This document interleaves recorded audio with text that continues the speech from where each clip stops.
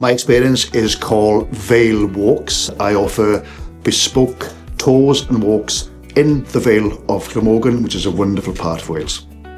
I can offer many walks. There's about 9 or 10. Some of them are coastal, some of them are inland, mostly are circular. And I can cater for small groups or individuals or charities, team building, well-being walks, whatever they'd like, I can offer.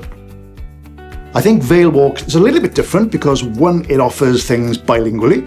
We do Welsh and English, and we offer dog walkers to come as much as they want. It's very dog friendly. I like to think that it offers a little bit of mindfulness maybe. It's good for your mental health. It's good to get to know people. It's good to get to know the history about the nature, but it's also good to use local people as well, historians, character actors, food providers, pubs and shops. So it offers the whole package here in the Vale of Glamorgan. All the walks that I offer are very popular, but without doubt the most popular one is along the Wales coastal path. It runs in a part of the Vale of Glamorgan along the heritage coast here. It offers everything, not only the views, but also the history, and it's accessible, it's quite easy. It's quite high sometimes looking over the cliffs of Southern Down, but it's a great walk. And it's a circular walk as well, so we can come back to a pub and enjoy each other's company and enjoy the food and drink.